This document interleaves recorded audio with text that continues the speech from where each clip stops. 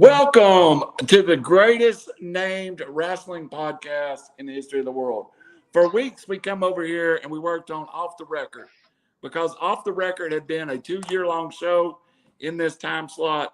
And finally, I just gave up and realized that Jeremy Johnson's going to be with us every week. We're going to talk professional wrestling, at least for the near future. And we needed a name for this show. And Jeremy, I think you named it the perfect name. It's still real to me. Well, you're gonna finish that phrase. Damn it. We're gonna try to do better than Jungle Boy did last night. Try to keep it more PG than he did. Oh my gosh, Jungle Boy went off. That's a first for me. Well, that was a good show. I watched it at work today. I put my headphones in, and I don't watch the video. I just listen to it. And when it got to Jungle Boy, I was like, "Well, hey, let me stop here." Because it said he'd got a little PG-13, and then and then I sent y'all the video clip of what he was led off with. Definitely different. But before we get in our list, I'm gonna be watching on pay-per-view. I've got some things going on, but you and Cheney going to Nashville Sunday to see Ric Flair and Andrea versus Jeff Jarrett and Jay Lethal. Ric Flair's last ride. Amazing card, Jeremy. You know, the card, I think, I don't know if we were all fair. I think we were all fair last week. The thing that really made me want to go was to see the card. Hey, look, I love Flair, but that was not enough to get me to go to Nashville and buy tickets. The card, however, is loaded, and I'm really looking forward to it, all of it. I don't think there's a match on that card that I'd say, I'm not so sure. I did hear that the match with Clark Connors that he was scheduled to be in, and I can't even remember who he's wrestling, to be honest with you. He's injured. Okay. So Clark Connors is injured, so I don't know if they're going to replace it, have a replacement. They haven't said, but it's gonna be a good time. You might get a prize there from New Japan. They've been known to drop some bombs on you last second. First match out of the gate, the Briscoes versus the Von Erichs. That's pretty legendary, Alex. Yeah, it is. The Briscoes last Saturday night was the first time I've ever saw them wrestle, and they wrestled against FTR, which was a fantastic match. Looking forward to seeing them in person as well. But my biggest thing that I'm looking forward to is the Bunkhouse Brawl or Battle Royal. Stampede. Whatever it's called. But right with Vince McMahon being away from WWE, you have no idea who's going to show up. Now Flair said he was trying to talk him into coming. You got SummerSlam that's in Nashville on Saturday, and then Flair's last match on Sunday. All of WWE's talent is going to be in town. Who knows who's going to show up? Well, there's already a major AEW presence there with Lethal, Andre. I'm saying his name wrong. One of y'all say it. Andrade. Several AEW stars, TNA stars, including a TNA World Heavyweight Championship match with the greatest independent wrestler going, Josh Alexander, against Roman Reigns' cousin, Fatu, Jacob Fatu. There's also the women's championship match, Jordan Grace and I can't remember. Rachel Ellering and then Deonna Purrazzo. I'm looking forward to that. I think that'll be a great match. And then, of course, at the end of the night, Woo versus Woo, Jay Lethal, who is, look, boys, I'm going to say something about AEW. If they don't hang the world title on Jay Lethal at some point, they're doing an injustice. And Jay Lethal has been the best wrestler in the world, not in the WWE, for about a decade and a half. Build a story. Listen, I want to say something on Jay Lethal and this whole build up. So the build up is meant to make Flair the babyface in this situation, right? The attack. If you guys have watched those 3 episodes and stuff, but I ain't gonna lie, man, and I'm a Flair fan, and I know who's gonna win. But I love Jay Lethal, man, and I it won't bother me a bit if he were to win. And the only thing here's one thing that bothers me. This has got such a serious undertone now that I'm afraid there's not going to be a woo off, and I'm going to be very disappointed if there's not. There's not an opportunity with this serious build up to have a joking moment. But we will do instead of doing a team tournament next week, let's make our show about Flair's last match card, and then we'll get back into the tournament after that. I also got a request, and then we'll go, Howie, I'll give it over to you. I got a request for us to do the greatest tag team and greatest wrestler 64 off, like the NCAA tournament, where we take these lists we're working on, put them in brackets, and then us get on here and debate each and move people down until we end up with the greatest of all time. Dang it. And in wrestling. So you would take your top 4 seeds, and they would be your number 1 seeds, and then you get your number 2 seeds, and then you do one round at a time. So that first night, we'd have to do 32 matches. So I split over 2 nights, and then we'd go to 16, then 8, then 4, and then 2. We did something similar on. I used to be on the D. Swain Below show. We got down to the final one, and nobody would give. And I think it was Ric Flair and Bret Hart, and 2 people were voting for Bret Hart and 2 people for Ric Flair, and it in a tie because no one would. I remember I got kicked out because they chose Nikita Koloff over Terry Funk, and I told them they were stupid, and I got kicked out of it at that point. Oh, well, you were right though. I thought it was too. So, what do y'all think about that as a challenge after we get through these tags? And that sounds like a lot of work. I don't think one of us can seed them. I think we've got to seed it as a team. I think each one of us get a number 1 seed, and then we take a vote and get a wild card, and we go through each round that way. Hey, it might take us 2 or 3 shows just to get everybody seated. Very well could. I'm just wondering about, will we have enough teams to do 64? Because we got some teams that's been on every list so far. Yeah.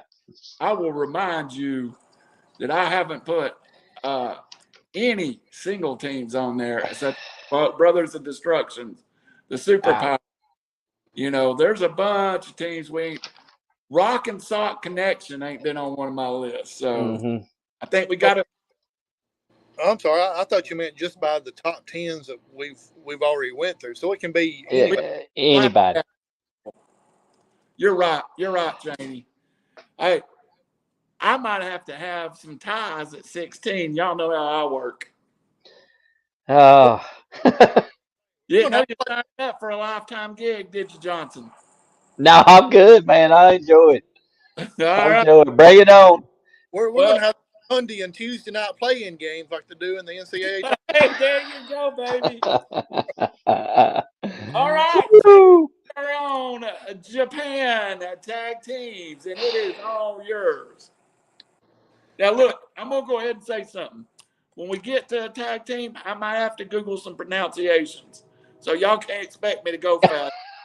I'm a Tennessee graduate. I'm going to need a moment on a few of these. That's what I was looking forward to. How are we going to pronounce how's us rednecks going to pronounce all these names? I've been pronouncing them without my parcel in. I may have to take them out.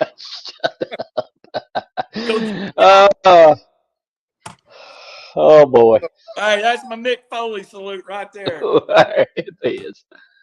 So we decided to do with Japan. It's all Japan, New Japan, anything Japan wrestling, top 10. I think I got some that ain't none of them.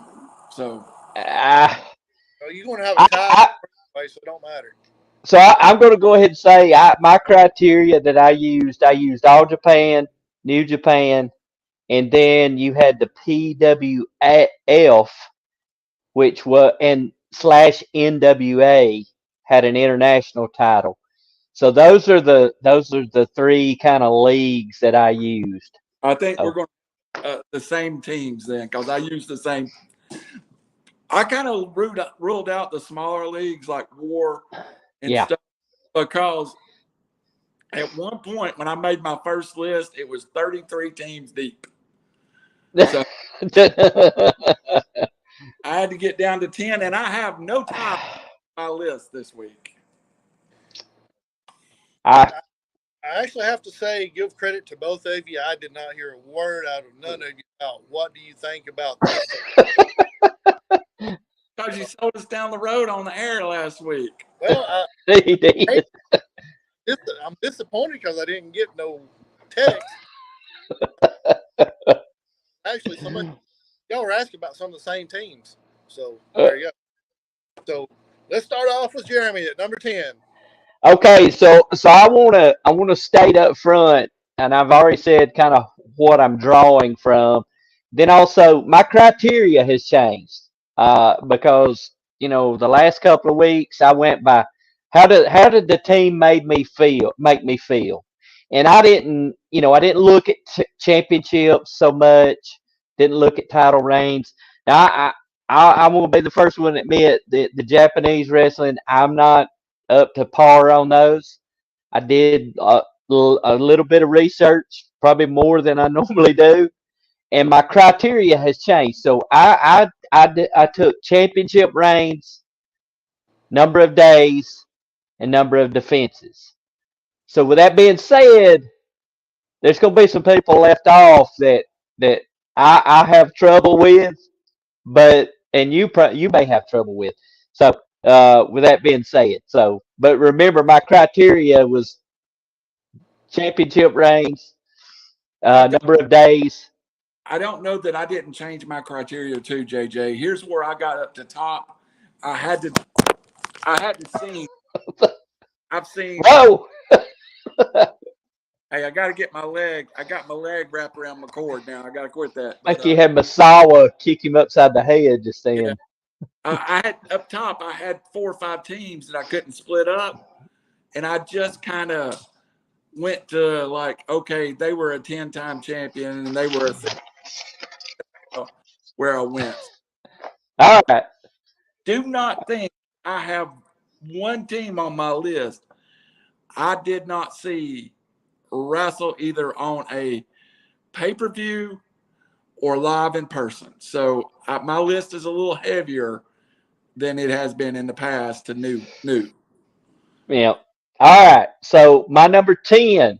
Now, this is one of the few teams that I'm familiar with. They are 3-time IWGP Tag Team Champions. They total 601 days as champions.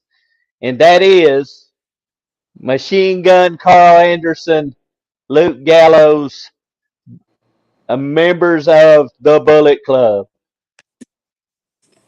I'm really surprised this is the first time that we've heard their names through all this. Yeah, you're going to hear them again. Well, yeah. Hey, they're underrated, dude. They always have been. Why in the world that WWE didn't do anything with these guys other than make them a comedy act? I do not know. These guys wrestle. They have the look. Don't know. So let me throw this in because I'll bring it back up again. They've been in TNA, AEW, WWE, and New Japan. How many tag teams can we talk about modern that's covered all those territories and been a champion in 3 of the 4? Yep. I mean, come on, WWE, you missed it with these guys. And Doc Galloway's was there previous with Terry Gordy's son, Ray Gordy. A lot of people don't realize he was Festus in that team for a long time. So, and also He was in TNA with Aces and Eights. So this guy's a big time star. And he's local. If you're in the Chattanooga area, yep, he does a lot with Paul Lee down in Ringo at the World Wrestling and stuff. So Doc Galloway, Luke Gallows, is somebody you can see if you live in the Chattanooga area. And Rich Jasper, friend of the show, said he loved Ted DiBiase's shirt. Yeah, boy. All right, Randy, what's your number 10? All right. Mine's going to be familiar to everybody, too. Lance Archer, Davey Boy Smith, Killer Elite Squad, New Wrestling, and up till Lance moved to AEW, they were always in the tag team division. They're in Suzuki Gun together, still wrestle together. You have Lance Archer, who's been in WWE, AEW, TNA, star all over the world. You have Davey Boy Smith Jr., Harry Smith, who's going to be at Flair's last match. And plus, they are, what I like about them, they're a throwback to Brody and Hanson and stuff like that. They're just kind of Gaijin, crazy Americans, swinging chains, scaring people to the Killer Elite Squad. So are you saying that if it was back in the day, they would be out in the crowd wrestling as well? Oh, yeah. Well, I'm not above – they're not above it. Right. But they do tone it down some more. And I think Lance – I don't say this about many guys. Lance Archer is a bigger star in 1982 than he is in 2002 if you take that same character and move him back to Japan. Yeah. I agree with that. Randall, number 9. From All Japan Wrestling, probably the greatest they're not the highest Americans on my list, but singly, they both were superstars in Japan, left America for most of the backside of the 80s and 90s, except for a short period experience in the WWE. And then in the 2000s, again, you hear of the younger brother becoming a superstar, both NWA champions. I give you the American liaison to All Japan Wrestling for decades, Dory Jr., Terry Funk, the Funk Brothers at number 9. Wow. Second entrance of the Funk Brothers. So, personal favorites. Right. All right, Jeremy, you're number 9. All right. Well, I'm flip flopping a little bit, but because I don't, again, my criteria. Remember what my criteria was, and I tried to look these guys up, watch them wrestle a little bit, but so based on my criteria, at number 9, I have Kengo Kimura and Tetsumi Fujinami, 4-time IWGP champions. Champions for a total of 613 days, and that's Kimura and Fujinami. I know Fujinami, I know the name, but I don't know that much about them. But I'm basing it again. I had to go to that criteria because I didn't have hours upon hours to study film. So these guys, 4-time IWGP champions. Let me comment about Fujinami especially. Yeah, absolutely. A lot of time in the U.S., specifically in the WWF, was the WWF Junior Heavyweight Champion of the world. Appeared multiple times in Madison Square Garden. Also, Fujinami famously had a feud with Tiger Mask that was probably equivalent to Eddie Guerrero, Chris Benoit in the U.S. Fujinami and Kimura both were huge. When you talk about that group that comes back from Japan, the Jerichos, the Guerreros, the Benoits, the Dean Malenkos, that's their peers in Japan at the time. So, wow. Addition, Jeremy, I'm going to give you 2 thumbs up on it. They did not make my list, but they are in my. I think if you write it down, they'd be number 12. All right, awesome. All right, Sure. My turn. Number 8. All right, so here we go with overlap again.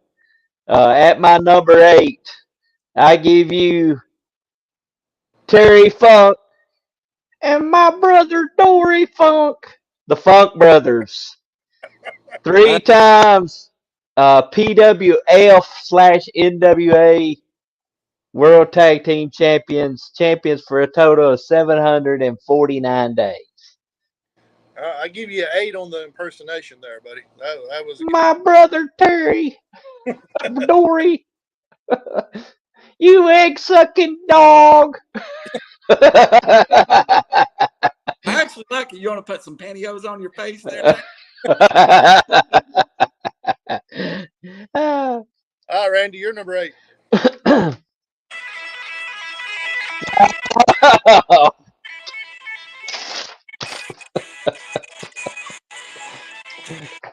No way.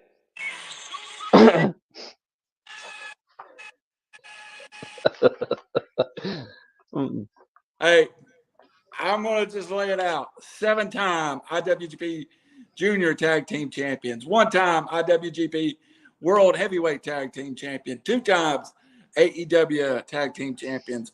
Ring of Honor World Tag Team Champions. TNA, we forget. TNA, they irritate you, but they are built to irritate you. They are the opposite of the Rock and Roll Express. I give you Matt and Jeff, the EVPs of AEW, the Young Bucks. Howie, listen. Let's go ahead and firmly establish this that Randall is a mark for the Young Bucks. He might as well take Brandon Cutler's place. Hey, listen, it's with just the cold spray. Hey, I mean, might as well get the cold spray, get the camera, get the jumpsuit. You fit right in. Let's expand this out. I'm also a mark for Kenny Omega. So with Jeremy, with your criteria changing, Young Bucks should be on your list too. With all those. Well, that was but the thing was, is Randall mentioned it. They were the junior heavyweight. I didn't count the junior heavyweight division. Somewhere, don't you? Huh?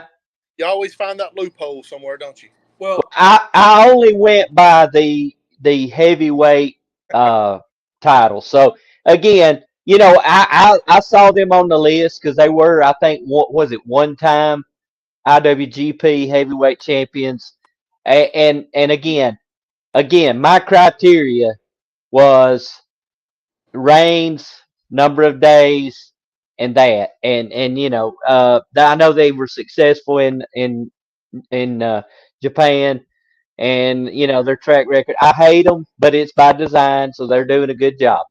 So I have them on the list, but I think if you take Roppongi Vice and the Young Bucks and you put them together, and I'm talking about the original Roppongi Vice, Trent Beretta, Rocky Romero, you get a feud that lasted over several promotions and over a decade. Yeah. I felt like one of them had to be in there. So I got you. Young Bucks. Okay, Randall, you're number 7. Well, guys, I don't know if anybody has ever went from one extreme to the other one more than this number 7 team, but it was like, okay, I got the Young Bucks. Then I give you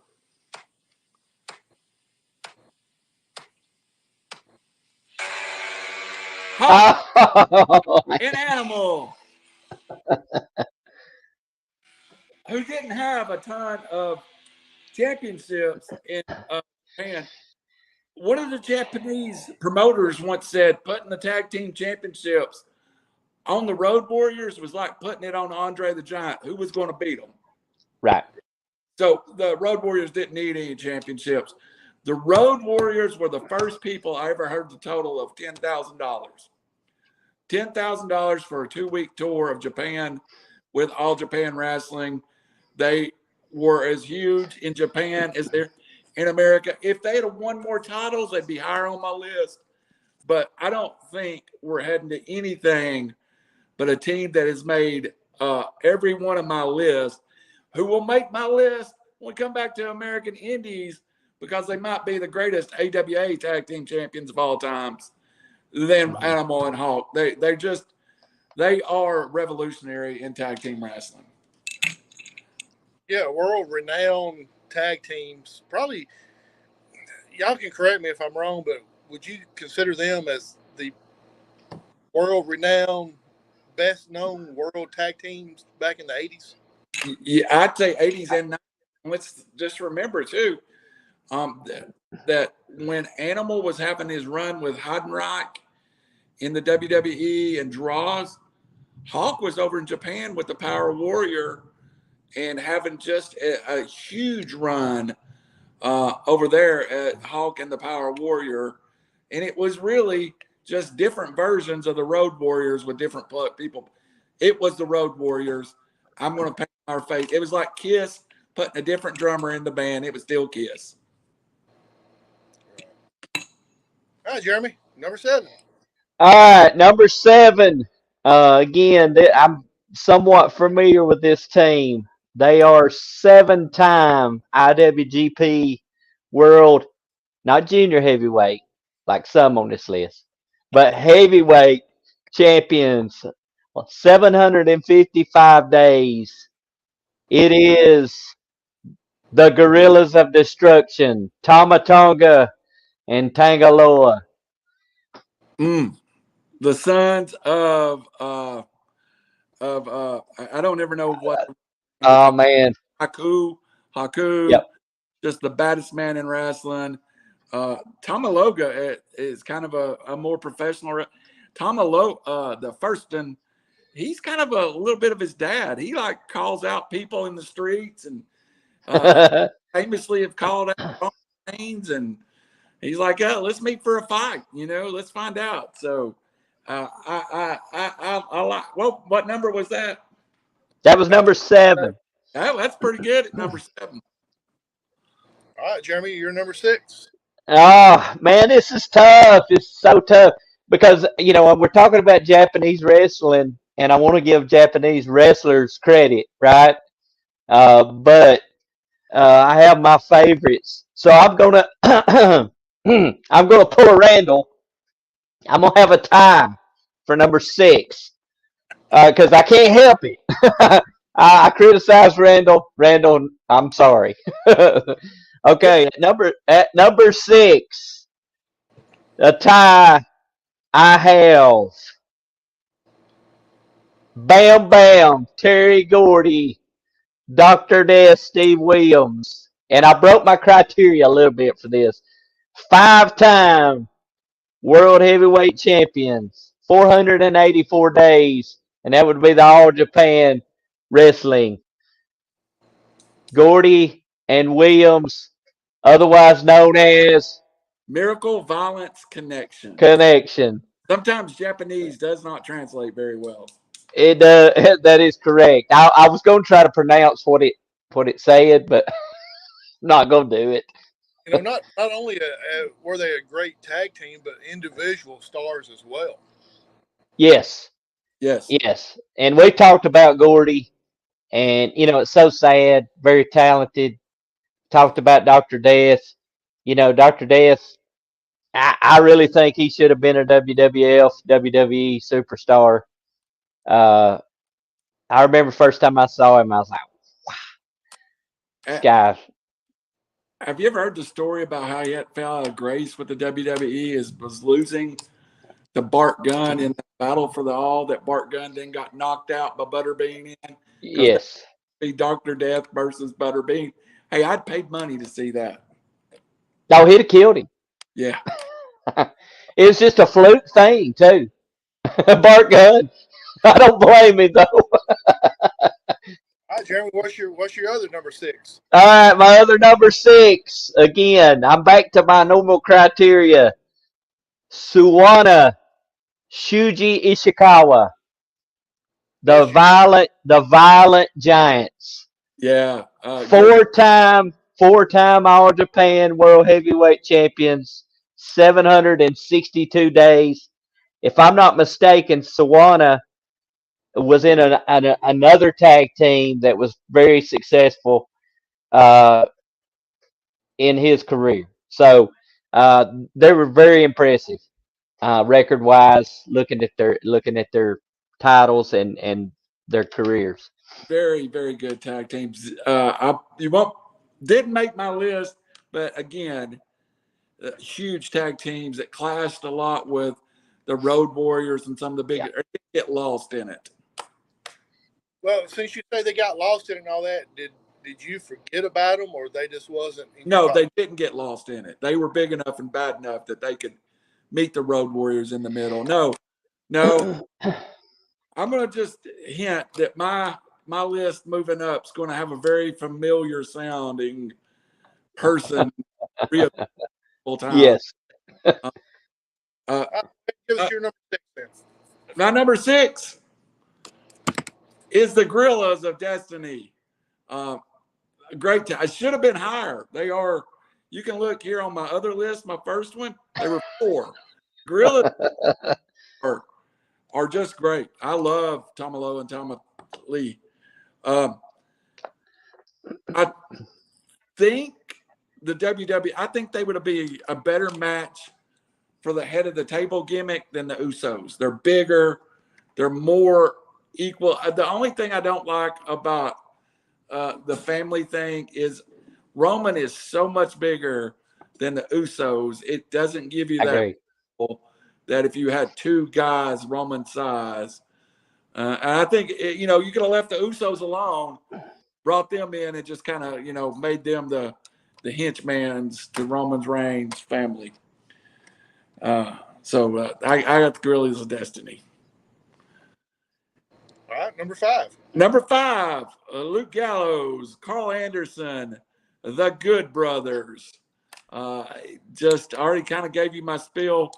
One thing I will say, prior to joining Bullet Club, Carl Anderson was a very, very successful singles wrestler, competing in the G1, moving his way up.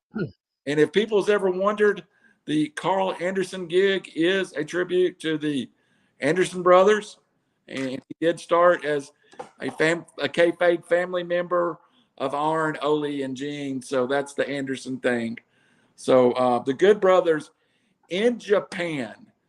I think the reason we talk about only one WGP tag team reign for the Young Bucks is it was always set up for the Bullet Club to hold all the titles, and the world tag team straps would be around the Good Brothers, years around the Young Bucks.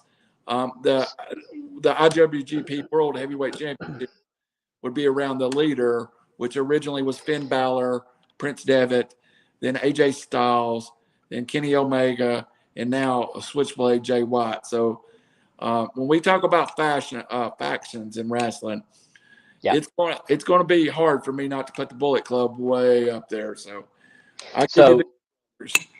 So I will also throw in there that Carl Anderson was a one-time IWGP Tag Team Champion, along with what we know as Lord Tensai, but in Japan he was known as Giant Bernard. Yep, or Albert. Or Albert. 564 days as World Tag Team Champions with Albert. And when he come back as that Lord Tensai. Yep. That just stunk a guy as white as me and as fat as me being a Japanese lord. So yeah, I agree. I agree. We gave WWE a hard time by not using them the way they should. Yep. We got to throw AEW in there too, because they was there for a cup of coffee, but they didn't really use them that much. Yep. All right, I will let you know that they were TNA contract as a talent, and they were probably not used completely. I do believe you're about to see them again. I believe you see them in the Bullet Club Super Elite feud that's going to happen soon. And I would not be surprised to see a line of Kenny Omega, the Good Brothers, and the Young Bucks reunited in the very near future. And you probably think they will end up holding the trios titles as well. Mm-hmm. You would believe. but I kind of think that may end up with the EVPs if Omega's able to wrestle her. They, I When think. they teased Hangman last night, Randall. Did they? I haven't seen the second hour yet, so They did. Hangman end up somewhere in there. So, all right, I get back off of the Good Brothers. Give you the Good Brothers, number 5. All right, Jeremy, you're number 5. All right, so it's another tie, and they may be ties all the way up. I don't know. This is tough. All right, so I give you Stan Hansen, Terry Bam Bam Gordy. Funchen Garoa. I didn't know how to pronounce it, but I know how to say Bam Bam and Stan. So I can pronounce those just fine. So, but I give you those two, and I had to put them in there because Stan Hansen was kind of like a staple, and you're probably about to get into that. He held titles with Tenryu. He held titles with Bam Bam. He held titles with Bruiser. Gosh, he held title with Ted DiBiase 2 different times in Japan. So you can't have Japanese tag team wrestling without Stan Hansen. And if you get on YouTube right now, you can see a lot of Terry Gordy, Steve Williams versus Stan Hansen and Dangerous Dan Spivey matches. That's Daddy Spivey too. Yeah. Stan Hansen was. Would you call him a tag team specialist? He also held singles titles. Yes. In Japan. He's also AWA World Heavyweight Champion in America. Yes. So hey, let me. In the incident, where did the incident where he gouged Vader's eye out? Was that not in Japan? Yes, it was. Okay. It was. So Dan Hansen had a great run in WCW at one point till they didn't pay him. The West Texas Rednecks that whole thing was set up for Black Bart and the guys to find Stan Hansen. If you remember early on, it was they were looking for Stan Hansen, and then they stuck Kurt Hennig in, who done a great job with it. But that whole little West Texas Rednecks was built up to be Stan Hansen's American stable. Wow. Did you and also did he not win a title in Japan with Ron Bass? He's won some. I don't know. It was a long list, and I'm like, he's got to be in there. He's won so many as half of a tag team. He didn't have the reigns that the others did. He also broke Bruno San Martini's neck in Madison Square Garden. Yep. One of the biggest feud in WWE history. Yeah, and when I say specialist, I don't mean just that done, but he could take a broomstick and end up being a tag team champion with somebody. Yes. Mm-hmm. Yes. Yeah. All right, you're 5B then, I guess you can. All right, so my 5B, 6-time All Japan tag team champions, 12 title defense, 10 title defenses, held that title for a total in their different reigns for 912 days. It's Chiaki Kawada and Akira Ta, otherwise known as the Holy Demon Army. I watched these guys a little bit. These guys are rough. They're rough. I mean, I watched a match with them, and I mean, they're killing their opponents. Look, that's one I probably got right there, but you're right to get them. They are a little bit of that evil force. I don't think they could have broke my top 5, and you'll see that coming up because my top 5 only exists because of about 3 wrestlers, but in different versions. But yeah, definitely somebody. I don't know who they'd pushed out. Maybe Killer Elite Squad, but I'd had them somewhere maybe on the backside. But then again, I don't feel bad going to the Killer Elite Squad.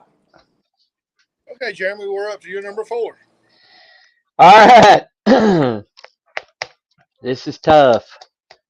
guess give you 4A than 4B because you know. I'll give you my 4A. This one of these guys is on two teams, but Hiroshi Tenzan, Satoshi Kojima at number 4, 6-time IWGP champions. Held that title for 929 days. So it's Kojima and Tenzan. And I watched these guys too. They're freaking good. The match I watched, these guys are legit good wrestlers. They could move. They're physical. They're big, actually. I mean, I think Randall would probably agree if he's familiar with them. I mean, I could see them in the ring with the Road Warriors or whoever. This is in what, 90s, mid 90s, 95, late 90s. 90. I think the match I watched was from 95, so it may have been when they first got started. I think they were a tag team for like 13 years or something like that. They were. Yep. Well, all right. I was kind of joking on the 4A and 4B, Jeremy, but do you have a 4B? I do have a 4B. I've got to, man. I have to put it 4B, and this is the B's. The second, if I've got two, one of them is stats, one of them's kind of sentimental, whatever you want to call it. But I'm gonna give you the Hawk Warrior and the Power Warrior, otherwise known as the Hellraisers. That's Road Warrior Hawk. When he went on him and Animal split ways. It just was hard for me to it was hard for me to separate the Road Warriors. I haven't done that, and I just can't do it. There's a lot of me next week that I think I'm going to have a real trouble with when you get to the Indies wrestling. Where do you rank the Rock and Roll Express, the Midnight Express? But also, where do you rank Ricky Gibson and Robert Gibson? Before there was a Rock and Roll Express, the Gibson brothers was as good as a tag team as ever, and even in the NWA. But I've just kind of limited myself to try to stay away from mixing it too close. So the reason I threw them in there too is they held the IWGP title for 559 days in 2 separate stints. So they had a certain degree of success, and I'm a Hawk guy. I'm a Road Warrior Hawk guy. Just feel bad for the guy. He was the personality to me of the Road Warriors. So, Jeremy's giving these dates and all that, and I appreciate it. I really do. And the titles and the dates and all that. And it goes back to when wrestling really cared about who was the champion. Yeah. As far as instead of just swapping champions every other week or every other month or whatever. Well, and it kind of gives you an idea of back in the day when you became champion, you meant something. Well, and you're right, Howie, and this was a big deal, and they were expected to carry that title everywhere with them. They represented. They had a certain amount of pride that they represented the company, and yes, is it predetermined? Yes, but it was a big deal for them to win. Big deal for them to win the title. We just talked about this the other night when Cesaro. Did you see his reaction when that match was over, and they gave him that ROH World Championship? I mean, he was legit excited, about that and emotional about it. Saudi Arabia. Wow. But I mean, Cesaro or Claudio needed to be because he was fairly misused in the WWE. So it meant something to him, and it did to these guys back in the day. They carried it with a level of pride and integrity, and they took it serious. Okay, Randy, you're number 4. My number 4, I got to tell you, while Jeremy brings the stat, I'm going to bring you the storyline. the NWO was running wild in Japan. As we famously know, NWO Sting was actually a Japanese wrestler who was of great fame over there. As the NWO was running wild, there was a tag team in the NWO, and the head of the NWO, famously known in America as Great Muta, Keiji Mutoh, was the head of the NWO Japan, recruited a wrestler to replace Master Masaru Chono once he was injured. And he recruited at number 4, Tenzan, Kajimi, Tenkozi, the exact same team we discussed. And they were a huge part of the NWO Japan. Tenzan, and Kajimi. So, ironically, the same. How did that even happen? Nice. Well, I think we just entered the twilight zone there for about 5 minutes. Let's go on to my number 3. Go ahead, Randall. Number 3. The tag team that was entered, Master Shono and Tenza, known as Chose 10. Number 3, I give you Master Chono and Tenza Cho10, who was the original team of the NWO that spinned out of. Both of them are monster teams. Both of them could have been number 1. I chose to move them together. If I'd known 3Bs and 3As were allowed, I'd just throw 4A and 4B, and I throw the Giant Warriors in at 3 that I forgot. But it's ironic. I couldn't. That was a big time. That's when I first got into Japanese wrestling, because I loved the Great Muta, and he had left the U.S. He's the son, legitimately the son of Kabuki. I love that whole myths things. And to get over there, and you're talking about the 2 tag teams that we just discussed these guys 20 years later in America. You know, that NWO thing, it's going to be in those top 3. You know, wow. Great Muta and the Mist and all that. I don't know if he actually started that or not, but in my opinion, he perfected it better than anybody else has ever done it. Absolutely. One of the best tag teams we haven't talked about. Best factions we haven't talked about. Brothers in Paint, Sting, and the Great Muta and Vampiro. Wow. So it was short-lived, but it was definitely that's my number 4 and 3. And again, I have a feeling Jeremy is going to end up landing where I did somewhere along the way. Go ahead, number 3. All right, my number 3. Hiroshi Tenzan. Masahiro Chono. The Cho 10. Members of the NWO. Well, I watched. I did. I tried to tune into one, at least a match, and this was actually on WCW Thunder. Yeah. The match that they were in, and again, I said it about Tenzan and Kojima, but these guys were really good. Really good, smooth, big, physical, very good. Flair and Chono in Japan was some of the most legend. I mean, it was just great.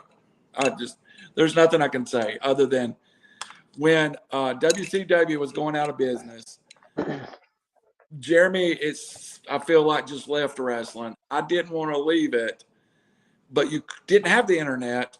But every and I would find tapes. They was my friend Lewis White over at the East Ridge Flea Market that was there in the Red Food Store right out on the exit by Camp Jordan. There was an indoor flea market, and Lewis sold wrestling tapes. And I could go over there and get 6 hours of Japanese wrestling for $10, and that's how I got my wrestling fix. I'd have a stack of 3 or 4 of them, and that when I wanted to watch wrestling, I wouldn't watch the WWF, or I just go in of the New Japan, and I had some old Japan. I got some old All Japan, and in my opinion, old All Japan was better than old New Japan, but now I like New Japan much better than Old Japan. So after watching, both pairs there with Chono and then with Kojima, I said to myself, I've got to find some more matches to watch for Yeah. these guys. They physically they looked the part. They were smooth and they were physical. I mean, it was nice. I think the match I watched, they were wrestling Scott Norton and somebody, and it was they were throwing Scott Norton around. I think it may run together with something else I watched. Yeah, it's Scott Norton. I know what match you're talking about. It's Scott Norton, somebody else big. Yeah, Jay. I can't. The header on the video. I was like, who is that? But it's a big muscular guy. Yeah, I know you're talking. I can't remember. But yeah, they were really good. So, a quick question. We're talking about these New Japan, All Japan wrestlers and all that. Was WCW the first people or first organization in the America that actually brought the Japan wrestlers over? At that time, yes, but in the 60s and 70s, Vince Sr., Vince's dad, would bring over Japanese wrestlers. Right. A lot. Yeah. Big things was to have them appear in Madison Square Garden. And that was when Vince was a part of the NWA. Yes. Also, so yeah. Hey, so let me throw in here just as a stat for the team we just talked about. 5-time IWGP champions, 12 title defenses, held the title for 1,010 days. Not too shabby. No. Right. All right, Jeremy, go ahead with your number 2, A, B, and C, I guess. Well, I and again, I'm back to my criteria here, and at number 2, A, I'm going to throw it in there. Road Warrior Hawk and Road Warrior Animal, the Road Warriors. Their title reign, not impressive when it's compared to these other guys, but like Randall said earlier, they didn't need the title. They never needed a title wherever they were at. And I watched enough Japan wrestling with the Road Warriors, and the place went nuts for them. So I think I'm with him. They got to be on almost every list. Well, heck, I put them on WCW list, and they barely even showed up there. So it goes back to the fact that there's certain people out there or certain groups that it don't matter if they got titles or not. They're just over. Kind of like it's kind of like Andre the Giant. He didn't hold very many titles, but everybody loved him. Yeah, good for the sport. We should have did a top 20 on this one. I ain't gonna lie. So look at number 2A, I guess, or B, whichever you want to call it. I give you Giant Baba, Antonio Inoki, 4-time champions, held the title, and that would be the PWF/NWA International, which later became the All Japan, for 1,444 days. 2 legends, gods in Japan when it comes to wrestling. The owner of All Japan Wrestling, and the owner of Japan, Inoki, that would be like a tag team of Vince McMahon and Ted Turner. Yeah. Now their work compared to these other guys, I'm not overly impressed. However, on that, Giant Baba used to drive me crazy. I mean, he was a 7-foot Japanese guy that moved like me. So yeah, I agree. And again, I went back to my criteria there, and just on their status in Japan. If we were doing a singles list, they would both be on my top 10 singles list.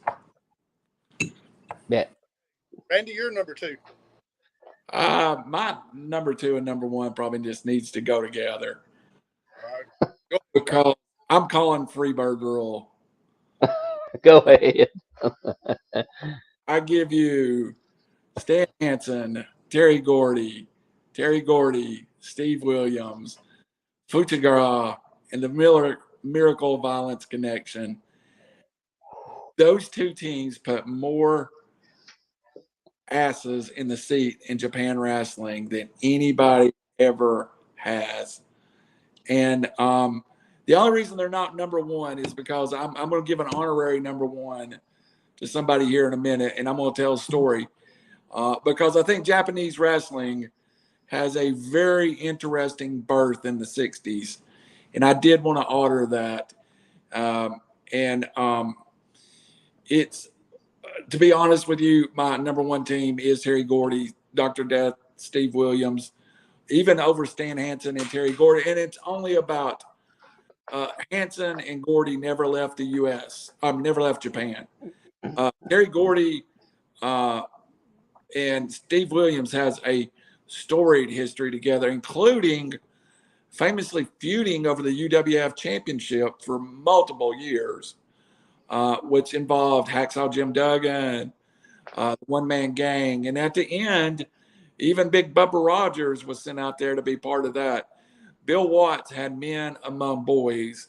If I was going to start a fight and I was going to have an actual fight among wrestling territories, I will take Bill Watts and the UWF and wipe out everybody home of really badasses. So I'm calling Freebird rules there. And actually, that's my 1 and 2, but I'll use my 1 to honor somebody here in a minute. And a story that is kind of neat of how Japanese wrestling was born. And our boy, Jimmy Cornette, had a debate on his show not long ago. Was the match and the team I'm going to talk about bigger in the history of wrestling than the match of Andre the Giant versus Hulk Hogan?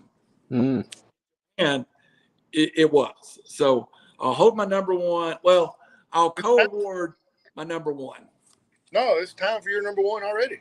Let it go. Well, let me just pull up because I'm going to have the date with me.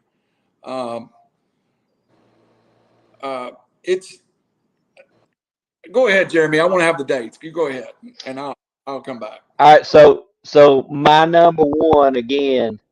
Reynolds got good points with our American teams, because they were an attraction, especially Gordy and Williams and Gordy and Hansen, and more so in a singles role, Brody. But my criteria, and it's hard to deny it, but again, wrestling god in Japan. My number one team is Giant Baba and Jumbo Tsuruta. And the reason, and as soon as I was doing my research, for the teams, the title reigns and things, once I established my criteria, and I look, and then they were 6-time world champions. They held that title for 3,127 days total. That wasn't straight. I don't think it didn't have their number of defenses, but I said, then that's my number one team. I mean, Jumbo Tsuruta, Giant Baba, Antonio Inoki. I mean, they're wrestling gods in Japan. So it was hard to deny putting them number one on that list. So if my math is right, that's roughly 10 years for how many titles? Well, they held the title 6 times. 6 times for 10 years. So it's a little over a year per title reign. Yeah. So that's kind of unheard of in today's wrestling. Yeah. I mean, that's getting in there along that Bruno's title reign, things of that. You can say whatever, hey, Baba owned the company or whatever the case may be. You could say that, but Jumbo Tsuruta held titles with Stan Hansen as his partner. And if I'm not mistaken, he held the title on a couple other occasions. I didn't do enough to investigation on that. But they're synonymous. Tsuruta, Baba, Inoki, synonymous. If you say Japanese wrestling, that name is probably known to this day uh, by wrestling fans in Japan. So, Okay, Randall, you ready for your number one? Yes, and it's an event as much as anything. But Rikidōzan and Omoa was two Japanese wrestlers in 1950. This is 6 years after the U.S. had famously bombed uh, Japan, and professional wrestling had no foothold in Japan. And Rikidōzan was the first star in America, and we all know everybody knows Iron Mike Sharp, the jobber, right? The greatest tag team of the 50s was the Sharp brothers, which is his uncle and his dad, and they were the Road Warriors of the 50s. They went to Japan and dropped the NWA championship to Rikidōzan and Omada. They estimated that over 90% of Japanese TVs watched this match. It's still the most viewed match in the history of Japan wrestling. Rikidōzan died very early, lost in history, but out of that come a couple of guys we've talked about out of Rikidōzan's stable. Giant Baba, Antonio Inoki, who is Brazilian, by the way, was raised in Brazil, their careers are born in that moment.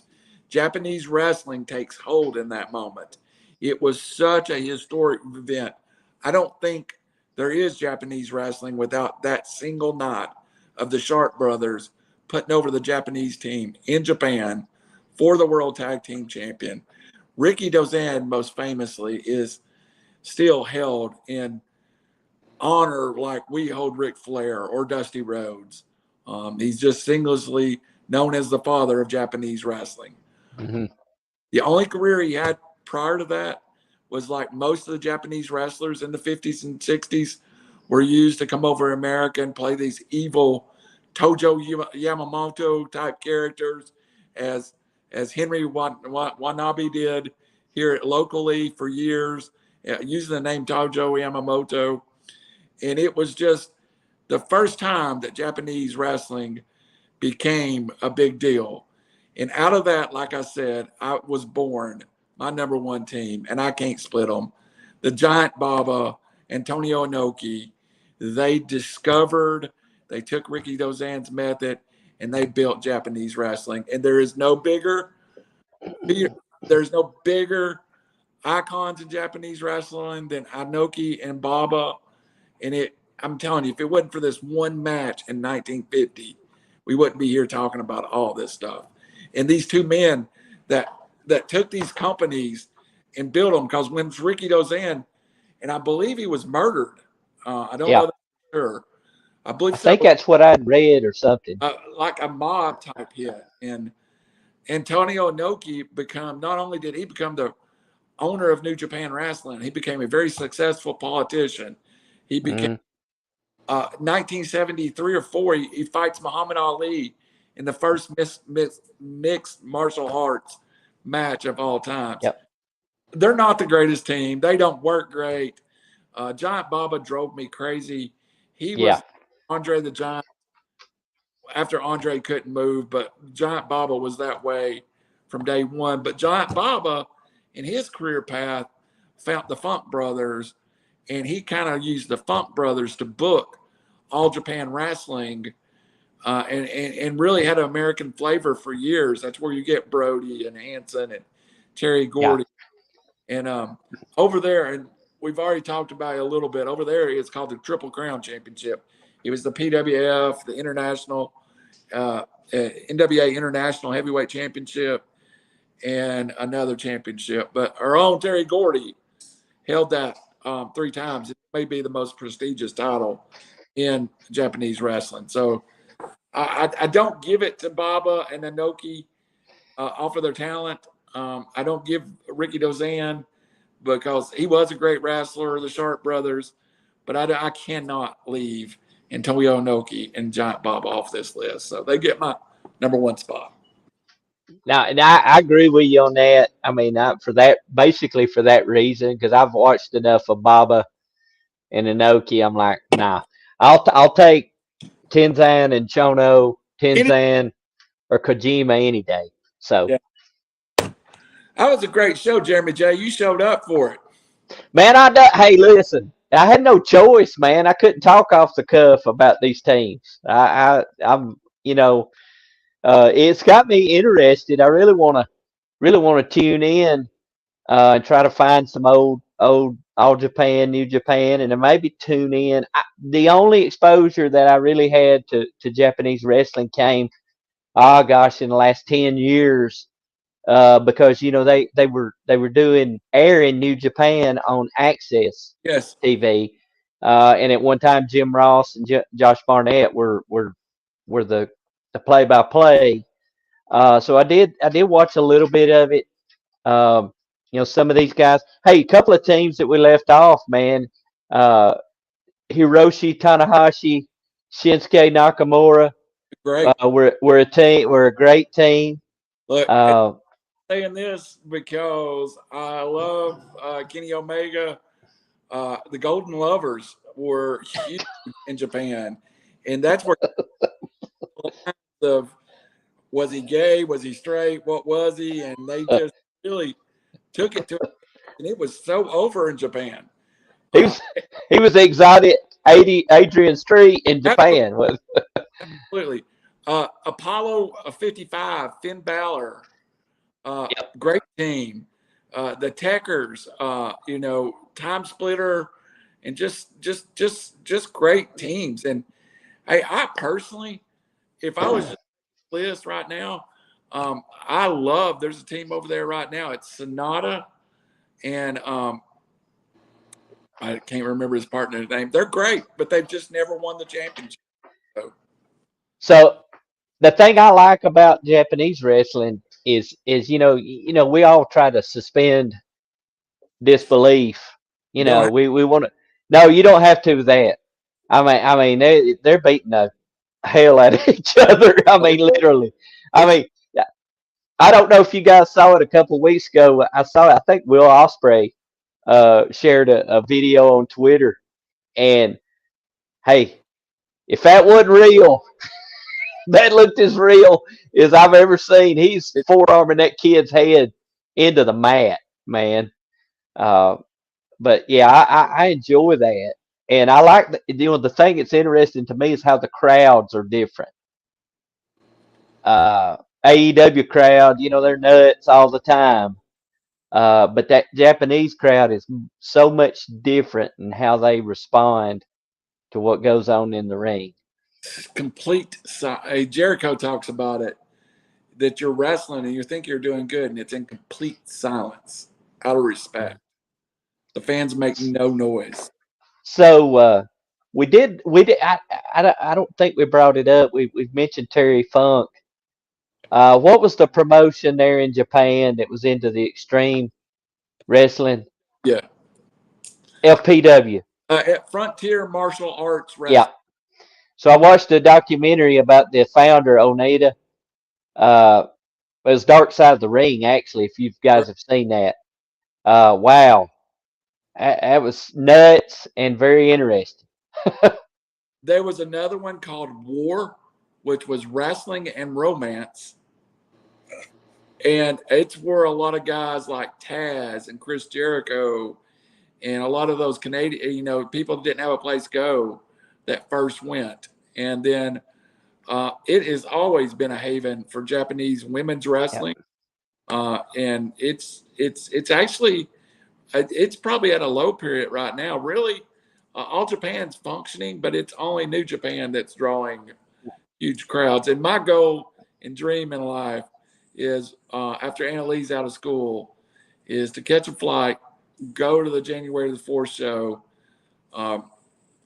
Money probably kept me from going to it, but I had a chance to go, and somebody offering to pay part of my expenses to go because they wanted to go. And that was the year Jericho was on that show. Oh, wow. The last of the AEW guys appeared. And I regret not going to this day. But you know, even if somebody's saying I'll chip in $250 for a plane ticket, it's $1,000 to get to Japan, and it's an easy grand. So Yeah. and usually a layover in Hawaii for half a day or a day, which is expensive too. So Mm-hmm. yeah, It's go ahead. this was fun. This was fun. This was a lot of fun. I enjoyed doing the little bit of research that I did, and I'm definitely going to have to do some research on the indies because I'm really not you know. I think I could figure it out, but I think we're including the AWA in that, and World I guess world. I guess we're going to include. I've got to put the Von Erichs on some list, and it's not. I don't know where to put them except next week. And yeah. hey, I'm going to tell you right now, if you look in the AWA, there's a lot of tag teams you've never heard of, but when you hear the combinations, you'll go, "Wow, I bet you that was great." I'm going to fire one at you to think about. Mr. Perfect, Kurt Hennig, Scott Hall, Razor Ramon, together for years. Great. Big Scott Hall. The Killer Bees, born in the AWA. And my favorite tag team, probably of all times, born in the AWA, the Texas Outlaws, Dirty Dusty Rhodes, and Dick Murdoch. There's a lot that we got to earn this week. What about this team? Dick the Bruiser, And the Crusher. the Crusher. Y'all have an extra week to do it because next week's show we're just going to go straight Ric Flair's last match. We're going to talk about. Woo! Hey, I'm about ready to throw out. We'll have a top 10 AWA and a top 10 indie. We Yeah, can do that. the week after next week is the Ric Flair match. We'll talk about it. The week after that, we will go AWA. AWA. That's AWA tag team. because my AWA list, I've done made it, and it's 13 deep right now, and I ain't even went to the. Yeah, I've got several. I've got several on there, and that was just off the top of my head. Hey, let's do it just slightly. AWA. Let's throw that that little thing they did together with the AWA, Memphis, and World Class together, and just we can probably that way we can work the Von Erichs in, and also let's not forget former AWA Tag Team Champions Jerry the King Lawler, the superstar Bill Dundee. How do they don't make you list? Hey, we can't forget either, because one of my favorite tag teams, and I still would think they would be one of the best tag teams in the world right now, used to reside in the Impact Zone for TNA. That's Cowboy James Storm, Robert Roode, Beer Money. Oh yeah, yeah. Well, TNA, I think we go in the independents, but we can talk about that next week. Yep. Back to tonight's show, I got a couple of Japan for you real quick. All right. Out of your list, most of them are older wrestlers. Are there any of them that could make it in today's wrestling? Chono is a success no matter when and where. He was 275, 280 pounds, 6'2", 6'3". And you got to think Tenzai could have too. He's 6'2", 245, 255. I would also, I'll tell you now, they may not look the role, but if I was starting a wrestling promotion, I'd want my brother Dory and Terry Funk Jr. in it any day of the week. I'd have my brother Dory put you in a spinning toe hold. Yeah. You egg sucking dog. Hey, Terry ain't been about 4 or 5 years, so. Hey, he was on that dark side of the ring. So Onita came to America. They sent him to America to learn American wrestling from Baba sent him. And he didn't know English and everything, but Terry went and wrestled for him, and he has, if Onita's watching this, do you want to say anything to Onita? And Terry goes, he owes me money. He owes me money. And flipped the camera off. He was joking, but it was funny. Hey, how about when they go dig up his baseball bat wrapped in barbed wire?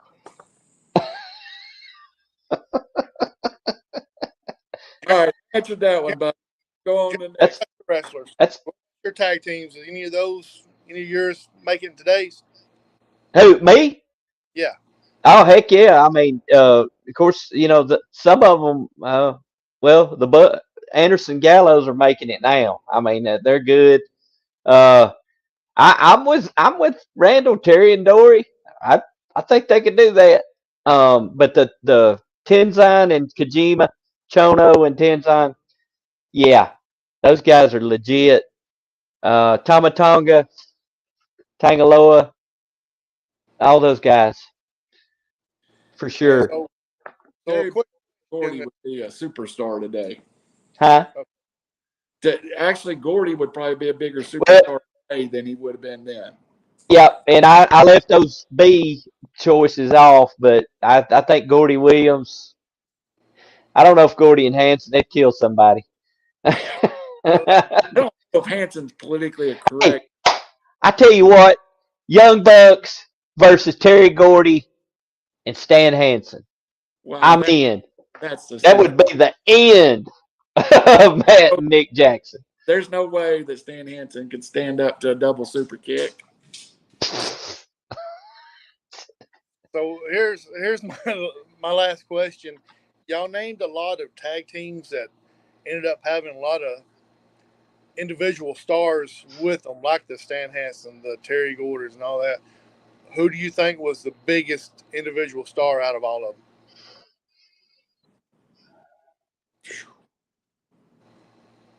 I didn't say the question's going to be easy. They were not, no cakewalks here. Unfortunately, I think the biggest star to come out of Japan that was American died. And I think he was on the verge of being just a household name. And I think they used Japan to get him ready.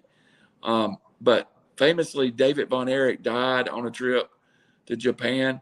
He had been sent to Florida with Dory Funk Jr. as a tag team. And they had sent him to Japan to learn how to work heel. And I think David Von Erich was not years from getting the championship when he died in Japan. I think he was months from getting the championship. So I think the one that, I'll say it this way, the one that I wished had seen played out is David Von Erich.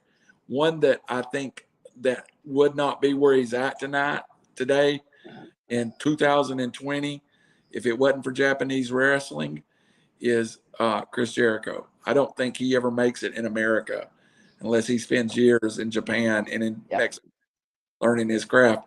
And I almost threw, and I'm telling you right now, I will not honor Chris Benoit. I even hate saying his name, but if Chris Benoit hadn't famously killed his wife, he would have made this list in Japan on a tag team or two. Mm-hmm. So, Jeremy, your thoughts? Now, is this? Are we talking about people that are on our list or just anybody? No, it's supposed to be on your list. Okay. Yeah, I went rogue. That's all right. Hey, this is fun. Hey, but gosh, man, I mean, based on the people on my list, and of course, we're talking American wrestler, correct? Just any of them. That's well, I mean, we really can't. Inoki, individually, they had great careers, but as far as American wrestler, as far as my list is concerned, Terry Funk is probably would be up there very high. Hey, Jeremy, you feel like if Tomalo was to come to America to feud with his cousin Roman, do you think he could be a major star in America? Tamatonga or Tongaloa? Yeah. Tamatonga. I think so. I would definitely be interested in that, considering the fact that the only opponent that they have for Roman Reigns right now is Brock Lesnar. and we're seeing that for the 75th time. I think that would be everybody talking about The Rock and all that. It's much more believable if Tama Tonga shows up and challenges Reigns to be head of the table. I think so too. I mean, it's believable. I mean, everybody knows Rock's in Hollywood, and he's doing XFL. And look, I love The Rock, but he's not the same now. Those appearances that he's made and stuff, I loved them, but that's not early 2000, late 90s Rock. And he has a physical resemblance to Roman Reigns. He does. They look like family. He does. To me, that would be a great storyline. Somebody needs to challenge Roman for the head of the table. Somebody needs to. Vince being out of the picture, supposedly, do you think that could actually happen now with Triple H being in charge? I think WWE was very close to signing the New Japan deal before AEW signed it. There was much talk. The WWE and the pro wrestlers, much what they are, they're professional athletes doing a highly physical production, want to work in Japan. And I think Daniel Bryan is the reason he's not in the WWE is his desire to go to Japan.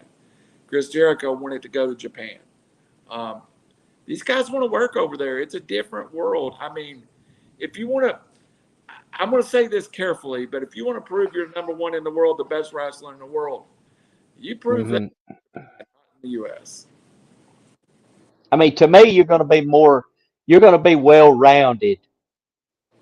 You know, you learn the American style, you go to the performance center, you do all that, and then you go, that's the reason these guys, these old timers, we'll just call them old timers, all our favorites. Wrestling was different. They didn't wrestle twice a week. They wrestled every night.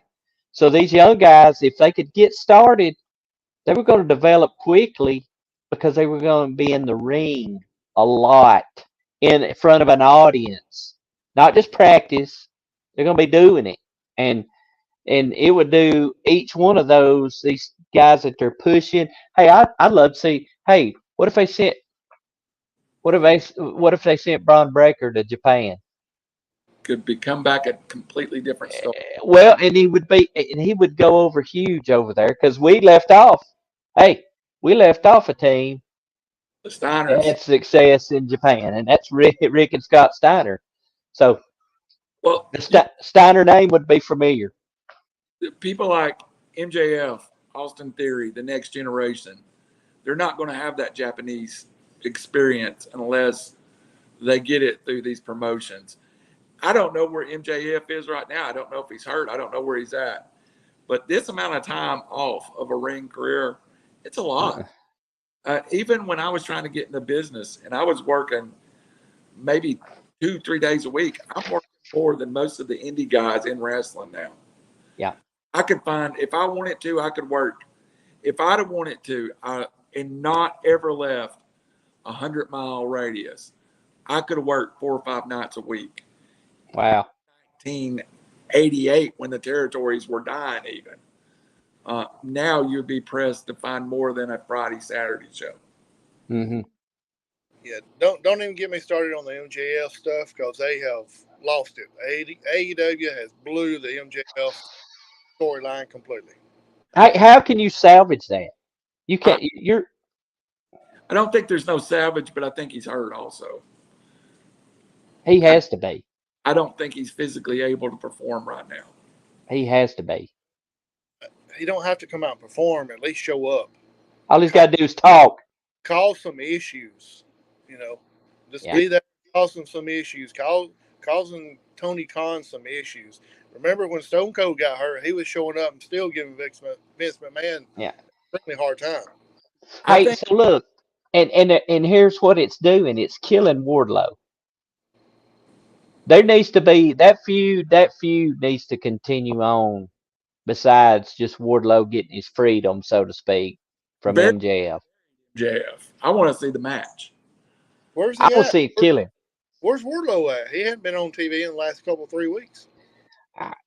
I get aggravated with some of their stuff. I watch it every week. It's the one show that I do, and I actually tuned into Raw for the first time, and it was actually pretty good. It was good, pretty good show. First hour, you could tell the difference. Yeah, and this gonna make a note. Triple H, hey, look, if they let him have that control, it's gonna be watchable. It'll be great. Again. But yeah, I don't know this MJF thing, man. It bothers me because I mean I hated him, but that's the point. He was a heel, man, in the greatest sense of the word. You know, they did something different last night, and I know it was, we're supposed to be talking about New Japan, and all this, but AEW real quick, they did something last night that they hadn't done in the last few weeks. Was they didn't bring JR out for the last hour, and I forgot but I'd ask y'all. Did y'all think it was because of the fact of they just wanted to crowd into it for the last hour, so they brought JR out? Well, they didn't have to do that last night because who showed up for the main event last night? Brian. Yeah, that's right. And that was a good match. That was a really good match. Now, since we're talking about Japan too, the women's title last night, terrible. It was not good. And that was a Japanese wrestler, and it wasn't her fault. I love Thunder Rosa. Her personality is great. There's just something that I don't know what it is. She's just not a champion to me. I think AEW's purchase of ROH has been too much. He's running two companies, and you can tell he's not focused on either company. Yeah, he's got to quit. He's got to let. He's gonna have to let some. So, Colt Cabana is supposed to be going to ROH as we speak, and I don't to be a booker. So I think you got to send somebody that's familiar with that product to ROH book, and Tony Khan could do is get his hands out of ROH. Yep, and they've already lost Jonathan Gresham this past week. They did sign the Briscoes though to a long-term deal, so that is the first move to getting it right. Mm-hmm. So putting Claudio back in ROH, that's another move to get it right. So the best thing Tony Khan can do is, and it won't happen, I know it won't happen, but the best thing he can do is break the bank, ask Jim Cornette, stay at home, but book my shows for me. Did y'all hear the comment? I love it. Cornette, and he goes, he's not wrong. Yeah, I heard that. I heard that. He said Jim Cornette's not wrong in his criticism. Really? Yeah. Yes. He did. Yeah, for real. Same interview they asked about MJF, and he refused to comment. So yeah. I'm saying there's something that we don't know yet somewhere. Hey, MJF, that crazy bastard, might show up on WWE tomorrow, and we just never know it. Tony Khan could be doing everything he could to re-sign him and just not getting it done. So, or he could show up out of nowhere on a Wednesday night and kill Wardlow. Yeah. Sneak attack. And I'm in on that. I think that's the only way they could salvage him coming back is if he came in, sneak attack Wardlow, gets a title shot, takes the title from Wardlow. Yeah, they could take this and let this go for months and be fine. We'll know by Labor Day. We don't see him for All In or double or what is it? All In Labor Day weekend. If you don't send him, if he's not at All In, there's major problems. There's got to be. Hey boys, this is a fun, man. I love this show.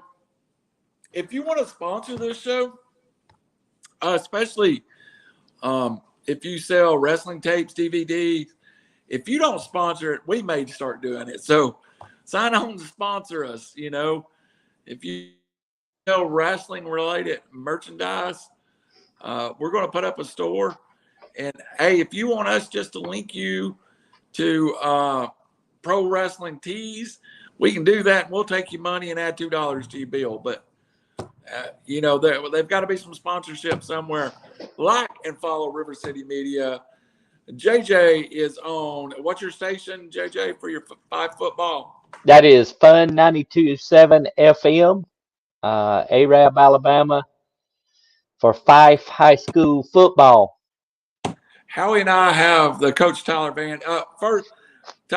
Howie, I've never heard of anybody doing a show like this with high school football. I'm excited about it. It's revolutionary, and it might be something we might see really come deliver. But we'll be having here every week the Tyler Van Show.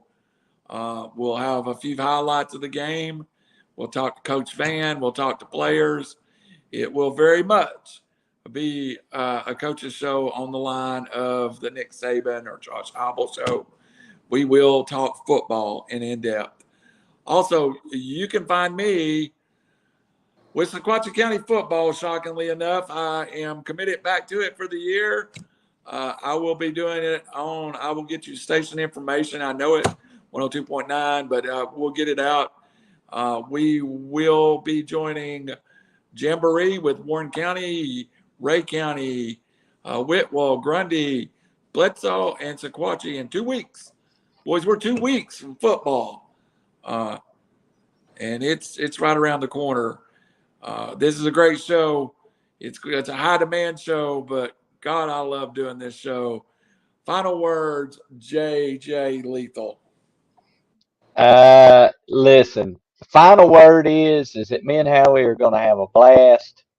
It's going to be a good evening to watch wrestling, but I will be extremely disappointed if I don't get a woo off here between Lethal and Ric Flair. You got to think Jay Lethal is going to make fun of Flair somehow by doing that. Tickets, yes, still available, surprisingly to me. Yes. I think they're dwindling. I think it's general admission in the upper bowl. I got some information on that today. I think they're the $39. The gates will actually open an hour and a half before the pre-show. So, Howie, I did get that information. Pre-bowl, right? First come, first serve. Yeah, it's general admission. First come, first serve. I think there's 2 sections in the information. I haven't had a chance to read it. That it's reserved, but the rest of it is open. So, those arenas like that, I've been in. Like Von Braun, McKenzie. There's not really bad seats in those arenas. This built like a small McKenzie. I've seen a lot of in it. It probably seats 8,500, 8,000, but it's in a round, and there's not a bad seat, Jeremy. Yeah. So, it's going to be a lot of fun. I think, when look, I've still people are concerned about this, that, and the other. God forbid he die or something happened medically. But let me just tell you this: if he did, he'll die with a smile on his face. I'll just put it that way. Where else would he want to be? Absolutely. And I'm having friends over. I'm going to some friends' houses. I'm going to get a free view of the pay-per-view. They've already bought it. So, my daughter's coming home, and I have not seen my kid in 2 months. She lives with me during the school year, and I'm ready for her to be home. So, hopefully, we'll have her back next week. Howie Chaney, final words. Look sleepy, buddy. I know it's past your bedtime. Yeah, I know it. Did y'all hear about Mississippi changing their high school football, moving it back 30 minutes because of the heat? Or the same thing in Tennessee? We've done. See, here's the thing. Here's the thing about us. We start at 8 o'clock. Us starting at 8 o'clock is really 9 o'clock because we're on Central Time. Sequatchie County starts an hour later than Chattanooga. I could see Chattanooga moving back to start when Sequatchie does, but we even start past when Alabama does. You all be in the first quarter, and we'll be kicking off. So we're probably the last area school to kick off when we kick off at 8 o'clock because we kick off at 7:30. I'll put it that way. So it's 8:30 Chattanooga time. Well, they announced it today that Mississippi was starting all their games at 7:30 because of the heat situation for the first month and a half, I think it was. That's a good deal, man. People get upset, but we got to protect our kids. I'm curious about what Coach Benefield would think about that. Say they got to yeah. Yeah. Well, you know, Jeremy, over Coach Benefield, I'm still trying to get over the conversation we had about his all-state tight end catching 21 passes in 3 years and him embarrassing me with his answer. So I think we're going to still try to get Coach Benefield on at some point, aren't we, Howie? Yes, sir. We'll work on that. Try to get him on before football season, and we'll get JJ on that show too. Let him experience trying to get a straight answer in an hour out of Coach. Oh, I've got a little bit of it. I thought I was actually going to have to be the sideline reporter here for the first little bit because Drew is expecting a baby. He's our sideline guy, and he played for Coach Benefield, and I'm like, how's that going to work? So I think it would be fine if I have to, but yeah, Coach, he's straightforward. He'll tell you what he thinks, man. After multiple years of interviewing him at Sylvania, I got a tip for you. Don't ask him anything about offense. Don't ask him anything about defense. Just say, Coach, special teams played good, and listen to him talk for about 30 minutes, and that'll be good. Yeah,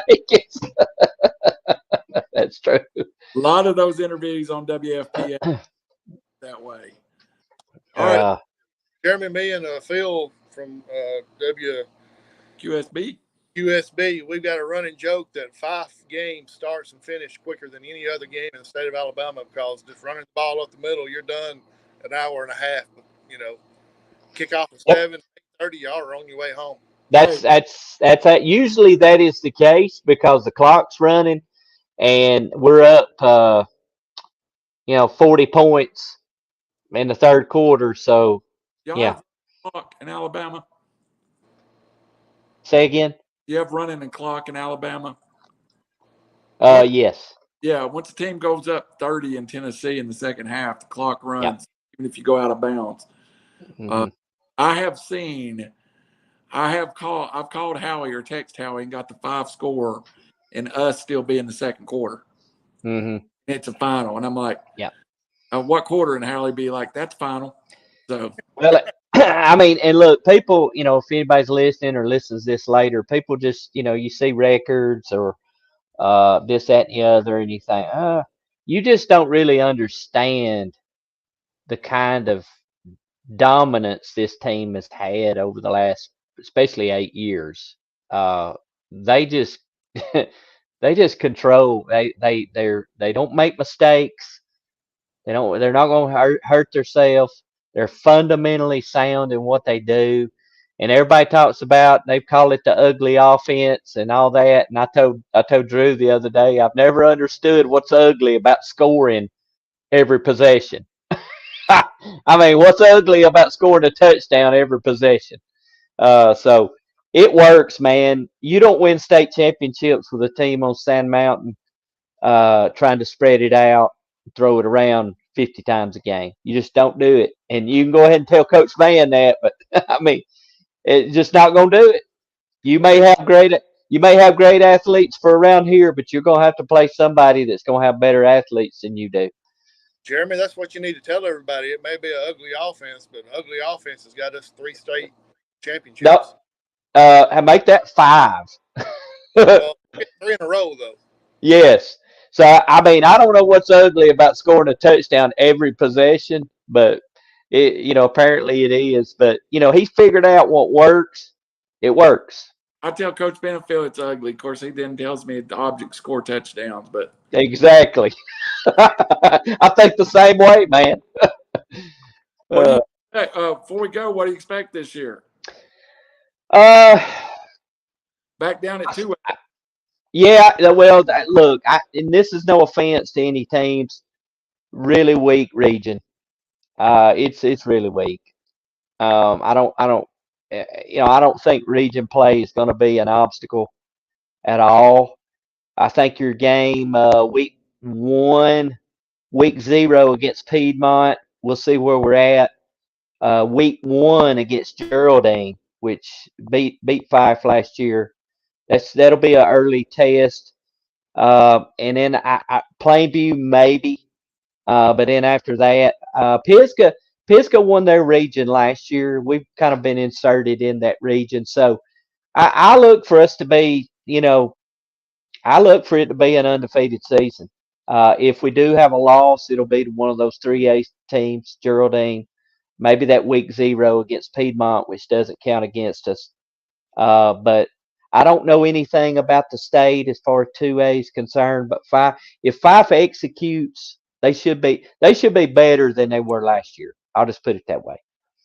And week 10, you got Sylvania. Yep. And Fife, which will be fun.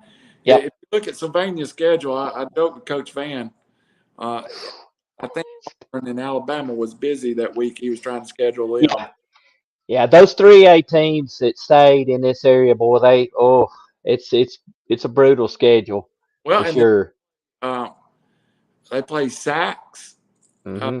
They play Fife and somebody else, and they're off. I mean, and they're out of the region, and it's like hey, they'll be ready.